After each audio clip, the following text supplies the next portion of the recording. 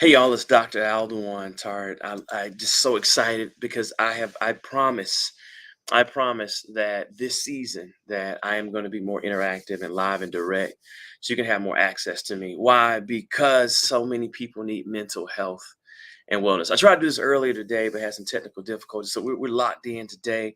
I want to talk to you about what keeps us stuck in grief because I know your time is valuable. Unfortunately, everyone's having to deal with something right now. Everyone's having to deal with something. And a lot of what's going on is people having to deal with grief and loss. Maybe you're having to deal with grief of a loved one. Maybe you're having to deal with the grief of losing a job. I saw that they announced so many layoffs today. You're having to deal with the loss of a divorce or a breakup, or there's just things that you want, and you're just like, I can't find it. But today specifically, I want to talk to you and anyone dealing with complicated grief. With complicated grief. Now, this Saturday, just really quickly, I'm doing an overcoming grief and loss group. All right, y'all just go to drtart.com and check that out, right? Go to drtart.com and check that out. But today, specifically for you all, I want to talk about what keeps us stuck. All right. And so this psychologist by the name of Dr. Martin Seligman, right? He discovered three P's that both keep us stuck and help us bounce back from grief and loss, divorce, and hardships. Right. And Dr. Seligman is a legend when it comes to the field of psychology. It's important. It's important.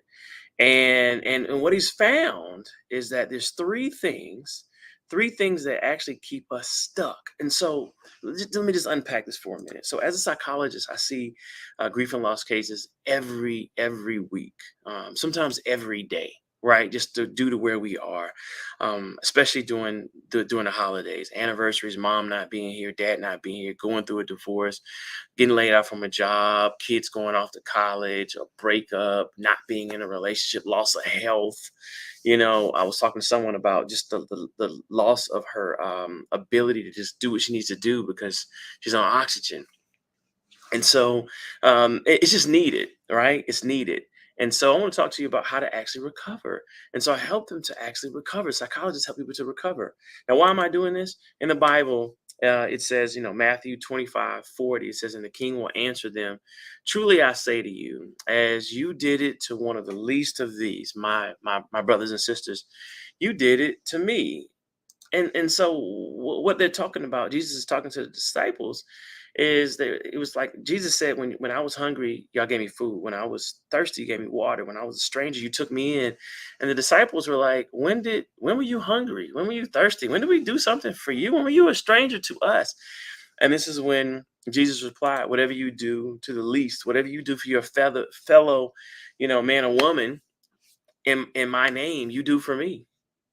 All right, and so I'm doing this for you guys. God has called me to do it, and I'm issuing a challenge to my other ministers, but really Christian psychologists out there, helpers, healers, psychologists to really do more. So let's dive in, 'cause I know your time is valuable. All right, number one, personalization is the understanding that not everything that happens to us is because of us.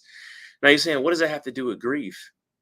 Whenever we grieve a lot of times, what keeps us stuck is like, I should have known dad was going through issues. I should have gotten that heart medicine earlier. Or I should have known that heart medicine probably, I should have talked to the cardiologist. Or, you know what? I should have been there when I got the call. I was at work and mom was at home. Or when my kids went out to play, I should have known. No, no, no. All that's an attempt to try to bring our loved ones back. Or I should have known that the divorce was going to happen. A lot of times we don't know, right? And sometimes personalization is an attempt for us to blame ourselves in a way to give us some type of control of maybe bringing that person back in the past. Now we know it's futile, but oftentimes I'm telling you, when people get stuck, this is where they get stuck in the personalization. Right? I should have gone to the doctor. I should have gotten dad better health care. I should. And when that nurse came in and they put him on that medicine, I should have known. I should have gotten him vaccinated, or I shouldn't have gotten him vaccinated. Our brain, when you're talking to you in personalization, your brain goes everywhere, Right? Yeah, and I see you, Bernadette and Phoebe, looking at this and saying, that's what our brain does. We blame ourselves, right? I should have known this was coming. And so we have to release ourselves from that personalization, because it's no way we can recover from grief and loss if we're blaming ourselves. All right, that's actually leading us to further depression. Grief is already hard enough. Right, and that's one of the things I want to be talking about in the depression group, right? I mean, in this grief and overcoming grief and loss group, is things that we do to make our healing actually more complicated. All right, number two, so I'm gonna get y'all out of here, and I promise, in under 10 minutes. Pervasiveness is the thinking that somehow what's going on globally, or it's going to affect me all areas of my life. All right, it's thinking that an event is somehow now going to globally or specifically affect all areas of my life. So what this looks like is, you know what?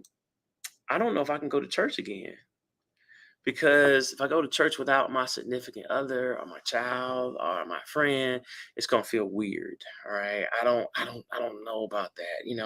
I don't, you know what? I don't know if I can go back to couples events anymore, because it's not the same since my husband's not here. I don't know if I can, call my friends after I got a divorce, because maybe they're gonna look at me differently. No, we're not. We're gonna support you. We're gonna support you. But that's how the brain thinks. Like this thing is affected. I can't be happy. This is the biggest one I see. I can't be happy without mama. I can't be happy without my sister. I can't be happy divorced. I can't be happy single if I'm going through a breakup. I can't. All right, this is going to affect every area of my life. Can you see can you see if we go with the personalization, and then we have pervasiveness to where a loss affects every area of our life? No, that's too heavy. So we have to localize it, and so I help people to localize the loss. Yes, just like I miss my grandfather. Yes, I miss him. I miss Papa, and I have to look to my dad, and I have to look to other elders to get wise advice. But there's only going to be one Papa. I miss him, but it does not affect me at work. It doesn't have to affect me with my kids. I miss my grandfather. I miss my grandfathers. I miss my grandmothers. I don't have access to any of them right now. But and I had them for many years, and more than most people. But I don't. It doesn't have to affect my family, right? I can have moments. I can have days. I can have weeks where I can enjoy family. Yeah, all right. And the third one is permanence. Permanence. All right. My life will never be the same. I will permanently be scarred from relationships. I will permanently, and I see a lot of people who are afraid to enter relationships because they've been hurt by mom, by dad, by exes, by friends, right? And when we say, I permanently can never trust people, I permanently can never love again. I can't get another dog again because it hurt me when I had to bury my dog or my cat, you know, or you know what? I'll just don't know if Christmas, Thanksgiving, birthdays will ever be celebrated without mom, without my baby. I'm being real with you all, right? No, yes, you can. And let me tell you how to do it. It's called Option B. Option B. Option B is a book actually written by Sheryl Sandberg, who was, I think, a COO at Facebook, and she suddenly lost her husband, and she came up with this concept of Option B life. And Option B life means like Option A life is with the person you love. Option A is with my grandpa. Option A is with my friend who's gone on to be with the Lord, Minister Kevin Beeman. Option A are the loved ones who I don't have access. My cousin Sadie. I mean, those losses still affect me, but the option B life is, all right, I can focus on who's around. I can honor them. I can still have an option B life. I can, if say it's divorce, I can date again and have an option B. Now, option A is my husband to never go on and be with the Lord, or my wife to never be with the Lord, or my relationship to work out. Or option A is my children staying at home versus going to the military and college. But option B, I'm going to socialize with other people and I want to connect with others. Does that make sense? So you actually create, so you recognize the loss, but you also say, I have to live too, and let me make my day-to-day life easier versus just focusing on what I've lost. Let me add some things. So I want y'all to check out this overcoming grief and loss group if you know someone who's in need. let me know. Just have them go to drchart.com and register. It's going to be this week. I'm going to do many of these, and there's a discount code HEAL to make it affordable.